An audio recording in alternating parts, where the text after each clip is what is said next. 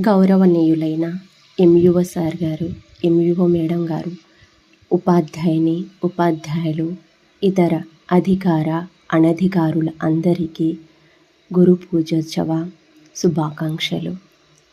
ఇక ఈరోజు భర్తృహరి గారు రచించిన సంస్కృత శ్లోకంతో నా ఉపన్యాసాన్ని ప్రారంభిస్తాను. కేయూరాని న భూషయంతి పురుషం హారాన చంద్రోజ్వలా న స్నానం న విలేపనం న కుసుమం నాలంకృతా మూర్ధజా వాణ్యేకా సమలంకరోతి పురుషం యా సంస్కృతా ధార్యతే క్షీయంతే ఖలు భూషణాని సతతం వాగ్భూషణం భూషణం. మనిషికి బంగారు ఆభరణాలు, ముత్యాల హారాలు అలంకారం కాదు. పూలమాలలు, పరిమళ ద్రవ్యాలు, స్నానాలు ముఖ్యం కాదు. సంస్కారంతో కూడిన మాటలే మనిషికి సిసలైన అలంకారాలు. పైవన్నీ క్షీణించేవే. క్షీణించని మంచి మాటయే సిసలైన ఆభరణం. అలాంటి మంచి సంస్కారాన్ని నేర్పించే గురువులందరికీ వందనాలు.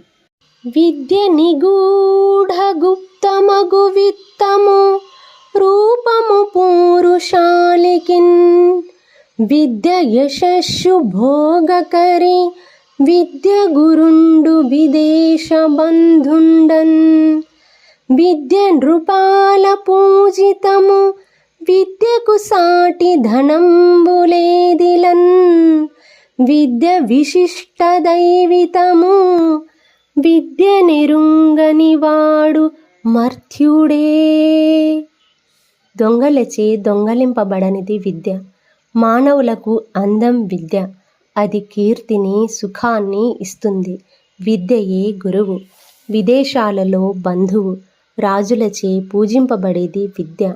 ఈ భూమిపై విద్యకు సాటిధనము ఏదీ లేదు. అటువంటి విద్య తెలియనివాడు మనిషేనా అని దీని భావము. బట్ట మురికిని సబ్బు పోగొట్టినట్లు విద్య సుంఠతనాన్ని అట్లు వీడగొట్టు. విద్యకంతటి ఘనత కలదు. భర్త పోవచ్చు ఒకనాడు భార్య నిడిచి, తనయుడు తన దారి తాపోవచ్చు తండ్రి నిడిచి. కానీ విద్య వచ్చిన పోదు. అన్ని దానాల కన్నా విద్యాదానం మిన్న. మరి ఇంతటి ప్రాధాన్యత కలిగిన విద్యను బోధించేవారే గురువులు. గు అంటే చీకటిని, రు అంటే రూపుమాపి, ఊ అంటే వెలుగును ప్రసాదించేవారే గురువులు. గురువు అనే పదానికి చాలా విస్తృతమైన అర్థం ఉంది. ఉపాధ్యాయుడు, ఆచార్యుడు, బోధకుడు, శిక్షకుడు లాంటి పదాలను గురువుకు పర్యాయ పదాలుగా మనము ఉపయోగిస్తాము. విద్యార్థులను దగ్గర కూర్చోబెట్టుకొని పాఠాలు చెప్పేవాడు ఉపాధ్యాయుడు. బోధ చేసేవాడు బోధకుడు. శిక్షణ ఇచ్చేవాడు శిక్షకుడు. విద్యార్థులు ఆచరించవలసిన విధి విధానాలను శాసించి ఆచరింపచేసేవాడు ఆచార్యుడు. ఇంకా చదువు చెప్పేవారే కాక తల్లిదండ్రులు, పెద్దలు, పూజనీయులు, హితం చెప్పేవారిని కూడా గురు శబ్దంతో గౌరవిస్తాం. భారతీయ సంస్కృతికి ప్రధాన గ్రంథాలైన భారత, భాగవత, రామాయణ గ్రంథాలను పరిశీలిస్తే ప్రసిద్ధులైన గురువులు, వారి నుండి ఈ తరానికి కావలసిన వ్యక్తిత్వ వికాస పాఠాలను మనము ఎన్నో తెలుసుకోవచ్చు. మన పురాణాలు కూడా గురువుకు చాలా ప్రాధాన్యతనిచ్చాయి. గురుర్ బ్రహ్మ, గురుర్ విష్ణు, గురుదేవో మహేశ్వర, గురు సాక్షాత్ పరబ్రహ్మ, తస్మై శ్రీ గురవే నమః. గురువును పరబ్రహ్మతో సమానంగా పోల్చడం జరిగింది. మాతృదేవో భవ, పితృదేవో భవ, ఆచార్య దేవో భవ.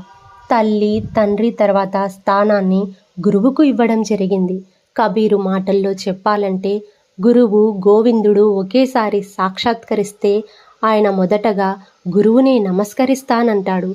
భగవంతుడిని ఎలా చేరుకోవాలో తెలియజేసిన వాడు గురువు కనుక మొదట నేను గురువునే నమస్కరిస్తాను అంటాడు.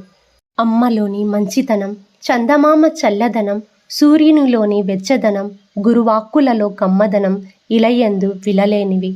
ఉపాధ్యాయుడు అనేవాడు ఒంట్లో నలతగా ఉన్నా, ఇంట్లో ఇబ్బందులు ఉన్నా, మనసులో వెతలు ఉన్నా, సమాజం నుండి సమస్యలు ఎదురైనా వాటినన్నింటినీ తరగతి గది బయటే వదిలి విద్యార్థులకు విద్యాబుద్ధులు నేర్పేవాడు. మరి కొంతమంది విద్యావేత్తలు గురువును తోటమాలితో పోల్చారు.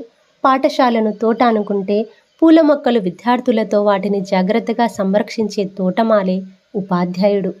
ఆంగ్లంలో ఒక సామెత ఉంది, school is a temple, teacher is worshipper, children are god. ఇక సైన్స్ పరిభాషలో చెప్పాలంటే మన శరీరంలోని గుండె ఎలాగైతే శరీరం నుండి చెడు రక్తాన్ని ఊపిరితిత్తులకు మంచి రక్తాన్ని శరీర భాగాలకు పంపు చేస్తూ నిరంతరం కొట్టుకుంటూ అలాగే ఉంటుందో, సమాజం నుండి చెడును తొలగిస్తూ మంచిని సమాజానికి అందిస్తూ నిరంతరం పరిశ్రమించే కార్మికుడే ఉపాధ్యాయుడు. ముడి బంగారం లాంటి విద్యార్థులను అందమైన బంగారు ఆభరణాలుగా తీర్చిదిద్దే కంసలివాడే ఉపాధ్యాయుడు. మరి ఇంతటి ప్రాధాన్యత ఉన్న ఉపాధ్యాయులకు ఒకరోజు ఉండాలి కదా. ఉపాధ్యాయులందరూ కలిసి డాక్టర్ సర్వేపల్లి రాధాకృష్ణన్ గారికి జన్మదిన శుభాకాంక్షలు తెలియజేయడానికి వెళ్ళినప్పుడు ఆయన అన్నారు, నా పుట్టినరోజు నాడు ఉపాధ్యాయ దినోత్సవం జరుపుకోవడం నాకు ఎంతో సంతోషాన్ని ఇస్తుందని. ఆ తర్వాత ఆ రోజు నుండి మనము సెప్టెంబర్ 5వ తేదీన గురు పూజోత్సవాన్ని జరుపుకోవడం ఆనవాయితీగా మారింది. 1888లో ఏపీ తమిళనాడు సరిహద్దుల్లో తిరుత్తని గ్రామంలో వీరస్వామి సీతమ్మల 6గురి సంతానంలో 2వ వాడే మన సర్వేపల్లి రాధాకృష్ణన్ గారు. వీరు ఏకసంతాగ్రహి, చుక్కల్లో చంద్రుడు. కేవలం 25 రూపాయల జీతానికి ఉపాధ్యాయ వృత్తిని చేపట్టి అంచెలంచెలుగా ఎదుగుతూ స్వతంత్ర భారతావని మొట్టమొదటి ఉపరాష్ట్రపతిగా 10 ఏళ్ల పాటు, భారత రాష్ట్రపతిగా 5 ఏళ్ల పాటు చక్కటి పాలనను అందించారు. రష్యాలో 1949లో భారత రాయబారిగా నెహ్రూ గారిచే నియమింపబడిన రాధాకృష్ణన్ యునెస్కో రూపకర్తల్లో ఒకరు. తన పదవీ కాలంలో ఆయన 3 ప్రధానులతో వ్యవహరించవలసి వచ్చింది. నెహ్రూ గారు, లాల్ బహదూర్ శాస్త్రి గారు, శ్రీమతి ఇందిరాగాంధీలతో పనిచేసే అరుదైన అవకాశం వీరికి దొరికింది. వారు పదవిలో ఉన్న కాలంలో 2 యుద్ధాలను ఎదుర్కోవలసి వచ్చింది. 1 చైనా దురాక్రమణ, 2 భారత్పై పాకిస్తాన్ ప్రకటించిన యుద్ధం. వీరు ఉపరాష్ట్రపతిగా ఉన్నప్పుడు డాక్టర్ రాజేంద్ర ప్రసాద్ గారు రాష్ట్రపతిగా పనిచేశారు. వీరు రాష్ట్రపతిగా ఉన్న సమయంలో డాక్టర్ జాకీర్ హుస్సేన్ గారు ఉపరాష్ట్రపతిగా ఉన్నారు. వీరిద్దరి మధ్య చక్కటి స్నేహబంధం ఉండింది.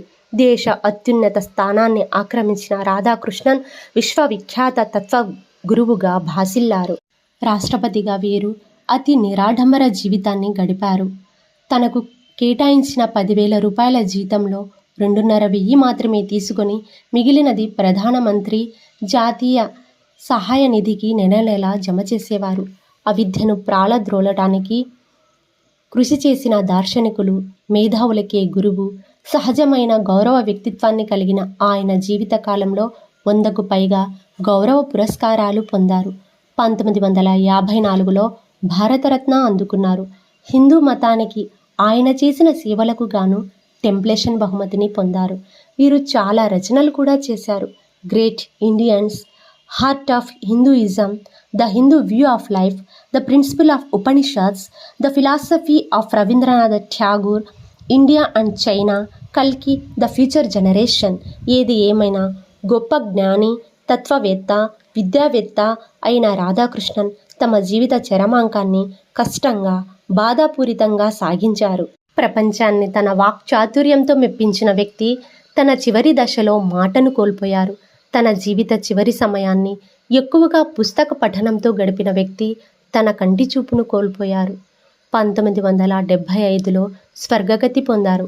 ఉపాధ్యాయుడిగా జీవనం ప్రారంభించి ప్రపంచ మేధావులకే గురువుగా ఎదిగిన, భారత ప్రథమ పౌరుడిగా ఎన్నిక కాబడిన మహనీయ వ్యక్తిత్వం గల రాధాకృష్ణన్ మన మధ్య లేకున్నా వారి స్ఫూర్తి, ప్రసంగాలు, రచనలు ఎప్పటికీ తరతరాలకు సజీవంగా నిలిచి ఉంటాయి.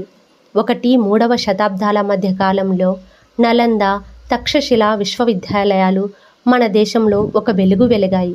ఇతర దేశాల్లో కనీసం పాఠశాలలు కూడా లేని కాలంలోనే మన దేశంలో విశ్వవిద్యాలయాలు వెలిశాయి. దేశ విదేశాల నుండి వచ్చి విద్యార్థులు విద్యను అభ్యసించేవారు. టిబెట్, చైనా, గ్రీస్, ప్యారిస్ లాంటి దేశాల నుండి విద్యార్థులు వచ్చేవారు. తక్షశిల విశ్వవిద్యాలయంలో 14 హెక్టార్ల విస్తీర్ణంలో ఈ విశ్వవిద్యాలయం నెలకొంది. ప్రాంగణంలోనే 10 దేవాలయాలు ఉండేవి. ఒక ధ్యాన మందిరము, సరస్సులు, పార్కులు విస్తరించి ఉండేవి. 2000 మంది ఆచార్యులు, 10,000 మంది విద్యార్థులతో భాసిల్లింది. 3 అంతస్తుల్లో 9 మిలియన్ల గ్రంథాలతో అతి పెద్ద లైబ్రరీ ఉండేది.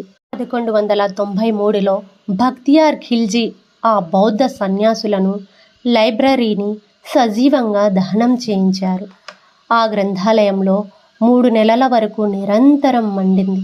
ఆ పొగ కొద్ది రోజుల వరకు ఆకాశంలో నల్లని మేఘంలా ఆవరించింది. కానీ ఇప్పుడు చదువుకున్న విద్యకు సమానమైన ఉద్యోగాలు లేక, ఉద్యోగాలకు కావలసిన నైపుణ్యాలు లేక యువతరం నిరుద్యోగంలో కొట్టుమిట్టాడుతుంది. మళ్ళీ పూర్వ వైభవం రావాలి అంటే ఒక కలం, ఒక పుస్తకం, ఒక ఉపాధ్యాయుడు, ఒక విద్యార్థి మాత్రమే సమాజాన్ని సమూలంగా మార్చగలదు.